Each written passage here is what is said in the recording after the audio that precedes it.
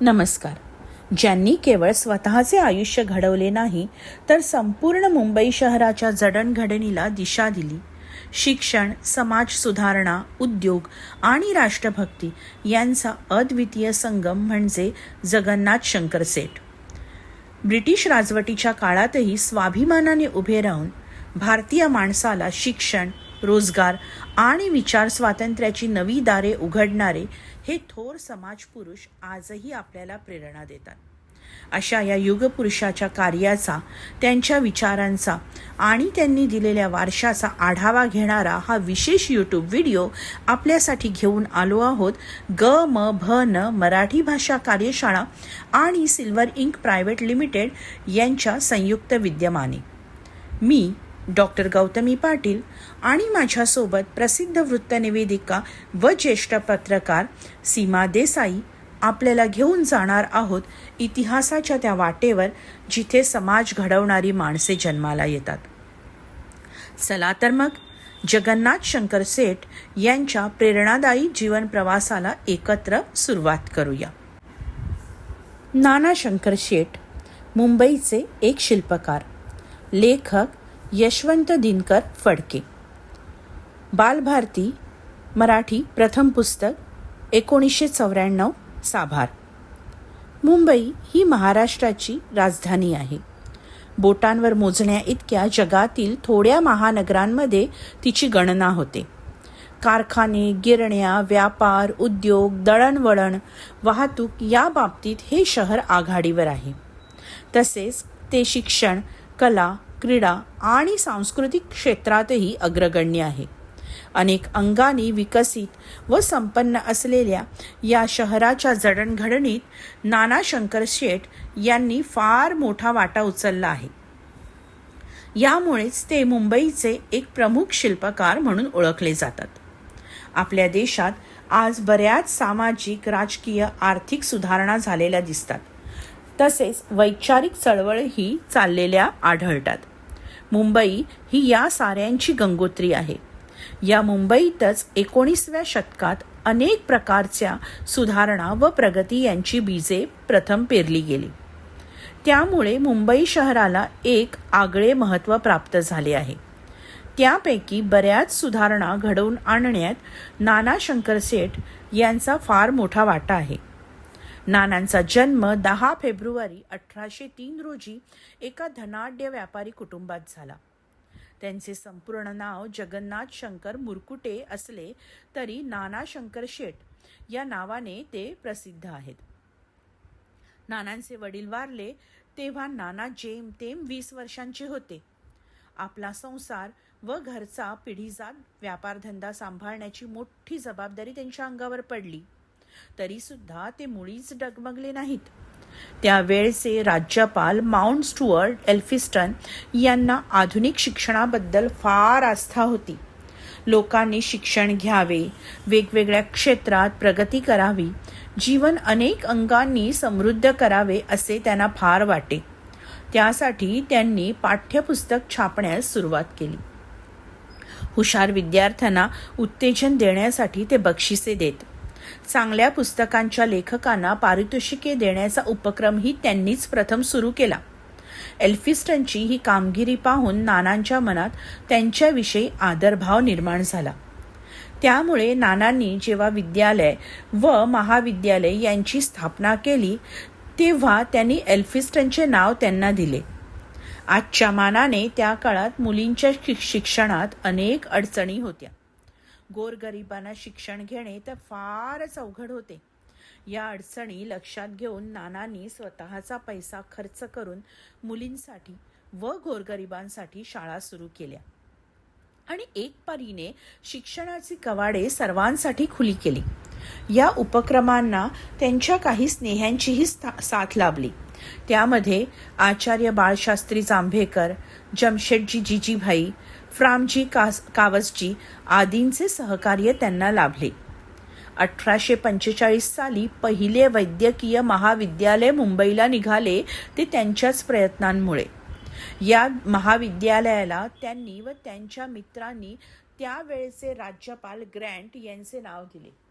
त्यानंतर 10 वर्षांनी कायद्याचे प्रशिक्षण देण्याचा पहिला वर्ग सुरू झाला, तोही नानांच्याच प्रयत्नांनी. मुंबई विद्यापीठाची स्थापना 1857 साली झाली. अगदी प्रारंभापासूनच विद्यापीठाच्या कारभाराशी त्यांचा जवळचा संबंध होता. शिक्षण चांगल्या रीतीने घेतले व दिले जाण्यासाठी मातृभाषा हेच माध्यम असले पाहिजे या विचाराशी ते सहमत होते. नानांचे कार्यक्षेत्र शिक्षणापुरतेच मर्यादित राहिले नाही, तर प्रगत जीवनासाठी दळणवळण व वाहतूक यांची अतिशय आवश्यकता आहे हे ओळखून त्या क्षेत्राकडेही त्यांनी लक्ष दिले. 16 एप्रिल 1853 रोजी मुंबई ते ठाणे या महामार्गावर भारतातील पहिली आगगाडी धावली. रेल्वेचा कारभार सांभाळणाऱ्या संचालक मंडळाचे नाना एक सभासद होते. एवढेच नव्हे तर या कंपनीचे कार्यालयही नानांच्या ठाकूरद्वार येथील वाड्यात होते.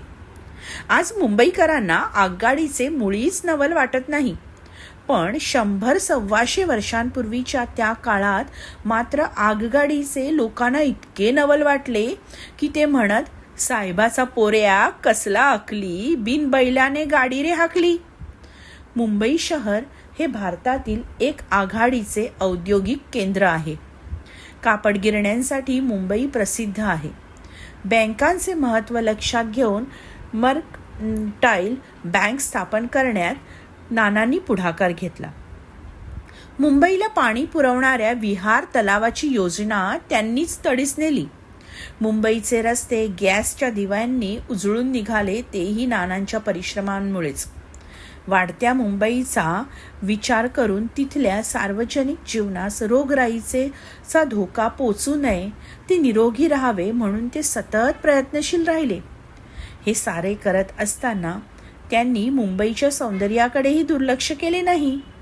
मुंबई शहरामध्ये त्यांनी अनेक ठिकाणी बागा व उद्याने तयार केली.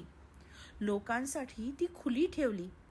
त्यात तऱ्हेतऱ्हेची फुलझाडे लावून त्या बागांच्या रूपाने मुंबई शहराच्या सौंदर्यात त्यांनी भरच घातली. त्यासाठी त्यांनी सढळ हाताने देणग्या दिल्या. मुंबईच्या कला जीवनाचेही त्यांनी संगोपन केले. बाळंतीण स्त्रियांची होणारी आबाळ आणि गैरसोयी लक्षात घेऊन त्यांनी सुसज्ज प्रसूतिगृह सुरू केले. शिवाय दुष्काळाच्या नैसर्गिक आपत्तींच्या काळात लोकांच्या अडचणी निवारण्यासाठी दुष्काळ निवारण निधीसारखी कल्पना पुढे मांडून त्यांनी लोकांना मदत केली. आपल्या देशातील लोकांचा सर्वांगीण प्रगती व्हावी अशी नानांना तळमळ होती. काही अनिष्ट चाली व रूढी यांच्या विरुद्ध नाना ठामपणे उभे राहिले. सतीसारख्या अमानुष व दुष्ट चालींच्या उच्चाटनासाठी त्यांनी राज्यकर्त्यांना मदत केली. मुंबई इलाख्याच्या कायदे मंडळाचे ते एक सभासद होते. लोकांची गाऱ्हाणी राज्यकर्त्यांसमोर निर्भयपणे मांडून ती अन्यायाची दाद लावून घेत. 1857 साली इंग्रज राजवट उखडून टाकण्यासाठी जो उठाव झाला, त्यात नानांचा हात असावा असा राज्यकर्त्यांना संशय वाटत होता. नानांना त्यापायी बराच त्रास सहन करावा लागला. विद्वत्तेबद्दल त्यांना पराकोटीचा आदर असल्यामुळे त्यांनी विद्वानांचा नेहमीच आदर सत्कार केला. मुंबईची व पर्यायाने देशाची चिंता वाहणारे नाना 31 जुलै 1865 रोजी कालवश झाले. शालांत परीक्षेत संस्कृत विषयात पहिला व दुसरा क्रमांक पटकावणाऱ्या हुशार विद्यार्थ्यांना जगन्नाथ शंकर शेठ या नावाने शिष्यवृत्ती देण्यास 1866 पासून सुरुवात झाली. ही शिष्यवृत्ती मिळवणे हा बहुमान समजला जातो आणि ती मिळवण्यासाठी हुशार विद्यार्थ्यांमध्ये कमालीची चढाओढ चालते. नाना आज आपल्यात नसले तरी त्यांच्या कर्तृत्वाची साक्ष देणाऱ्या अनेक संस्था मुंबईत आजही पाहायला मिळतात. तुम्ही मुंबईतच राहत असाल किंवा मुंबईला गेलात तर एल्फिस्टन महाविद्यालय, जे इस्पितळ, ग्रँड वैद्यकीय महाविद्यालय, टाउन हॉल, एशियाटिक सोसायटीचे ग्रंथालय, राणीचा बाग इत्यादी महत्त्वाची स्थळे अवश्य बघा आणि टाउन हॉलमधील नानांचा पुतळाही पाहायला विसरू नका. मरावे परी कीर्तिरूपी उरावे या वचनाचे साक्षात उदाहरण म्हणजे नानांचे जीवन. मित्रांनो, तुम्हाला हा व्हिडिओ आवडला असेल तर आमच्या ग.म.भ.न मराठी भाषा कार्यशाळा या यूट्यूब वाहिनीचे सभासदत्व घ्यायला विसरू नका. तसेच हा व्हिडिओ तुमच्या मित्रमैत्रिणी आप्तेष्टांपर्यंत नक्की पोहोचवा. ग.म.भ.नच्या विविध कार्यशाळांचा आढावा घेण्यासाठी व उपक्रमांचा आढावा घेण्यासाठी आमच्या संपर्कात रहा.